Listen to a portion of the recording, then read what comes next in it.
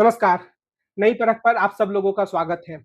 प्रधानमंत्री नरेंद्र मोदी ने देश से यह आह्वान किया है कि लोग सादगी भरे जीवन को अपनाएँ, सोना ना खरीदें, घरों में तेल का कम इस्तेमाल करें, विदेश यात्राओं को रद्द कर दें, डेस्टिनेशन मैरिज करने के लिए देश से बाहर ना जाएँ और भी कई तरह की बातों का आह्वान उन्होंने किया है।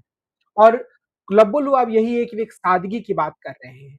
और आज के दिन गोदी मीडिया यह विज़ुअल काफ़ी ज़्यादा चला कि किस तरीके से प्रधानमंत्री के कॉन्वॉय में 2 गाड़ियाँ थीं और बार-बार गोदी मीडिया के एंकरों ने बताने की कोशिश की कि खुद प्रधानमंत्री कितना त्याग कर रहे हैं और यह भी कि उनके इस त्याग का संदेश लोगों के बीच में जाएगा और लोग इसी तरह के सादगीपूर्ण जीवन को अपनाएँगे, जिससे उनकी देशभक्ति अभिव्यक्त होगी, जिससे देश का भला होगा। लेकिन अगर हम प्रधानमंत्री के कार्यकलापों को देखें, उनकी कार्यशैली को देखें, तो हमें इस बात को सोचने पर मजबूर होना पड़ेगा कि प्रधानमंत्री नरेंद्र मोदी ने अपनी सादगीपूर्ण जीवन का प्रदर्शन किया है या उन्होंने देश के आत्मविश्वास को हिला दिया है। हमारे देश की स्थिति क्या इतनी बुरी हो गई है कि हमारे देश के प्रधानमंत्री को 2 गाड़ियों के काफ़िले के साथ चलना पड़े, जैसा नरेंद्र मोदी चल रहे हैं। क्योंकि हमारे देश की सरकार पिछले कई वर्षों से लगातार यह दावा करती रही है कि भारत एक विश्व शक्ति बनने जा रहा है, विश्व शक्ति बनने के करीब है, तो क्या हमारे देश की स्थिति ऐसी हो गई है कि प्रधानमंत्री जो कि एक लंबे-चौड़े काफ़िले के साथ चला करते हैं, आज के दिन में अपने काफ़िले को बहुत ही छोटा करने के लिए मजबूर हो गए हैं? एक तरीके से भारत के प्रधानमंत्री ने भारत के लोगों के आत्मविश्वास को ही हिला दिया है और प्रधानमंत्री जिस तरीके से काम कर रहे हैं, उस काम करने के तरीके ने भारत के लोगों के आत्मविश्वास को हिलाने में अत्यंत महत्वपूर्ण भूमिका निभाई है। प्रधानमंत्री यह कह रहे हैं कि लोग सादगी से भरा जीवन अपनाएँ। अपने आप में इस तरह का संदेश देने में कोई बुराई नहीं है, लेकिन वे लोगों को, देश के लोगों को खुलकर यह नहीं बता रहे हैं, नीतिगत दस्तावेज़ों के माध्यम से यह नहीं बता रहे हैं कि हमारी देश की आर्थिक स्थिति कैसी है। आखिर ऐसी कौन-सी समस्याएँ आ गई हैं जिसके कारण से हमारे देश की आर्थिक स्थिति इतनी डामाडोल हो गई है कि वहाँ पर खुद प्रधानमंत्री को अपने कॉन्वॉय को काफ़ी छोटा करना पड़ रहा है। निश्चित रूप से ईरान युद्ध ने भारत की स्थिति पर काफ़ी गहरा प्रभाव डाला है, जैसे दुनिया के तमाम देशों पर गहरा प्रभाव डाला है। लेकिन क्या भारत की सरकार ने इस संदर्भ में खुलकर कोई नीतिगत दस्तावेज़ जारी किया है, खुलकर कोई नीतिगत बयान दिया है? क्या भारत की सरकार ने इस बात को स्वीकार किया है कि असल में उसकी विदेश नीति संबंधी चूक ने भी इस समस्या को गहरा बनाया है? भारत जो तटस्थता की नीति अपनाता रहा है, उसने पूरी तरीके अपने आप को अमेरिका और ईरान के पक्ष में झुका दिया।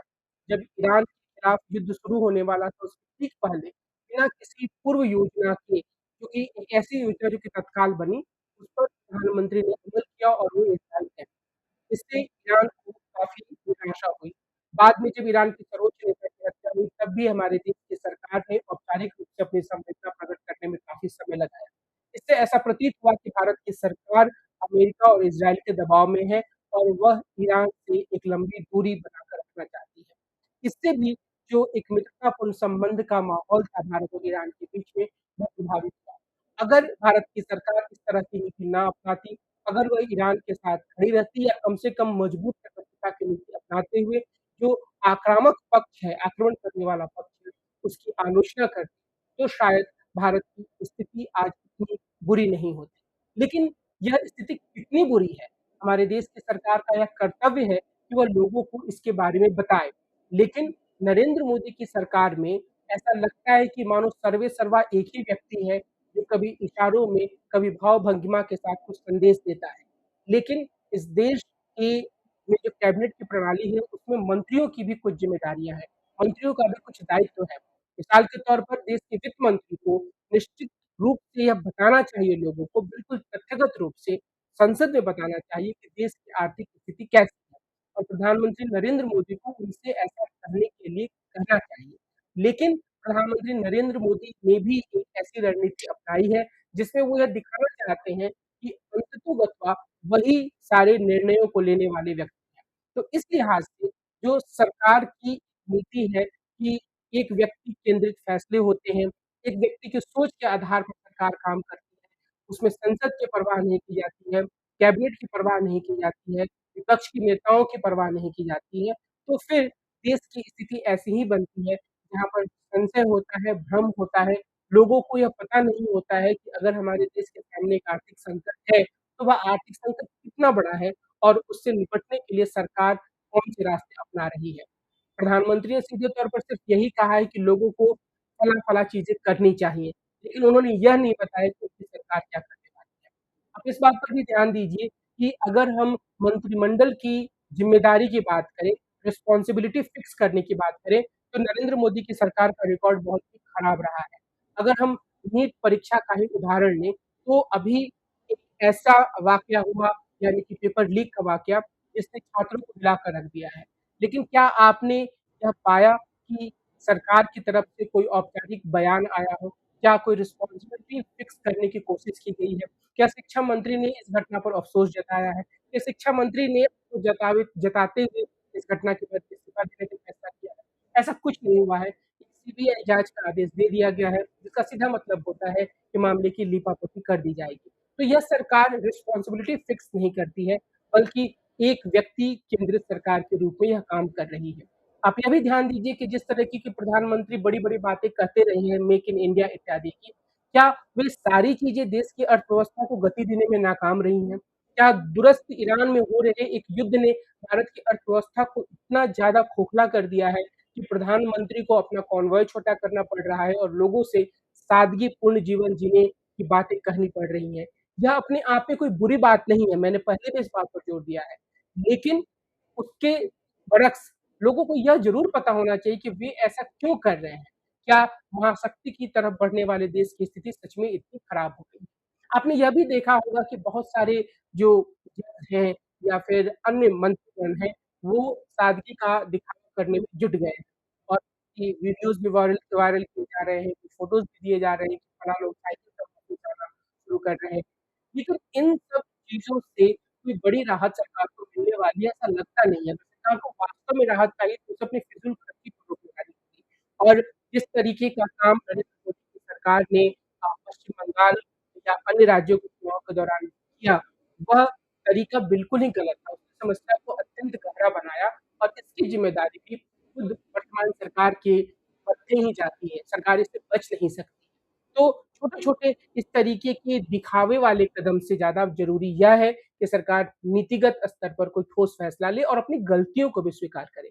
आपने इस बात पर भी ध्यान दिया होगा कि मौजूदा समय में जो प्रधानमंत्री आह्वान कर रहे हैं, उस आह्वान का वैसा असर नहीं हो रहा है, जैसा असर नोटबंदी के समय उनके द्वारा किए जाने वाले आह्वान का था।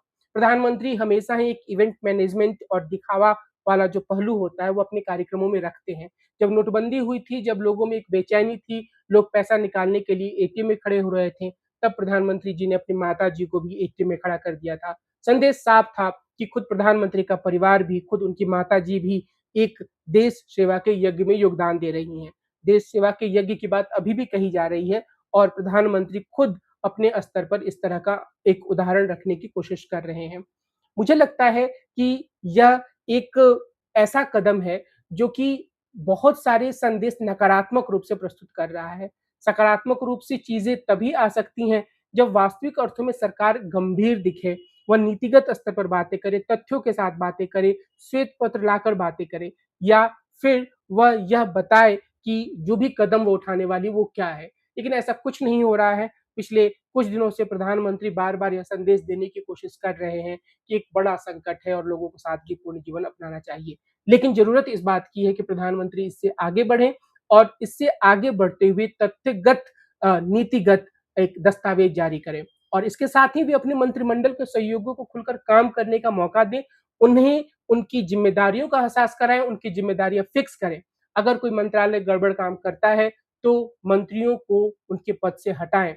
बहुत पहले राजनाथ सिंह ने यह कहा था कि एनडीए की सरकार में मंत्रियों के इस्तीफे नहीं होते। ये कोई बहुत ही तारीफ़ वाली बात नहीं थी, लेकिन अभी भी हम यह देखते हैं कि चाहे कुछ भी हो जाए, कितनी भी गड़बड़ी हो जाए, लेकिन नरेंद्र मोदी सरकार की ये कोशिश होती है कि उनके मंत्री इस्तीफा ना दें, मंत्री ज्यों के त्यों बने रहें और रेल दुर्घटनाएँ हुईं, परीक्षा का पेपर लीक हुआ, अर्थव्यवस्था की स्थिति गड़बड़ाई, लेकिन हर मंत्री ज्यों का त्यों अपने पद पर बना हुआ है और ऐसा लगता है कि उसके जिम्मे कोई नीतिगत फैसला लेने का काम नहीं है, सारी चीज़ें केंद्रीकृत हो चुकी हैं। तो जब तक ऐसी स्थिति नरेंद्र मोदी जी कायम रखेंगे, तब तक देश के सामने जो वास्तविक समस्याएँ हैं, वो काफ़ी गहरी होती जाएँगी और अंत में उनका समाधान हमारे सामने नहीं दिखेगा और ऐसा लगेगा कि नीतिगत स्तर पर कार्य करने के बजाय सरकार और सरकार के मुखिया सिर्फ लफाजी कर रहे हैं।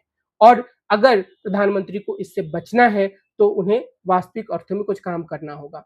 आपने इस बात को नोटिस किया होगा कि कई समाचार माध्यमों में ये खबर चल रही है कि एक तरफ प्रधानमंत्री ने लोगों से यह कहा कि वो 1 साल तक सोना ना खरीदें और दूसरी तरफ सोने की बिक्री में 20% तक की वृद्धि हो गई। यह दिखाता है कि लोगों को प्रधानमंत्री के द्वारा किए जाने वाले आह्वानों पर या उनके द्वारा दिए जाने वाले उपदेशों पर बहुत ज़्यादा भरोसा नहीं रहा है और लोगों को यह लग रहा है कि प्रधानमंत्री वास्तविक अर्थों में जो कॉर्पोरेट घराने हैं, उन पर नकेल कसने में नाकाम हैं। वो हर बार मध्य वर्ग से या गरीब लोगों से ही कुर्बानी चाहते हैं। तो इस लिहाज से यह भी उनके लिए बहुत सकारात्मक राजनीतिक संकेत प्रस्तुत नहीं करता है। आज की अपनी इस चर्चा को मैं इसी बिंदु पर विराम देता हूँ। हम कल फिर मिलेंगे और एक अन्य राजनीतिक मुद्दे पर विस्तार से चर्चा करेंगे। नमस्कार।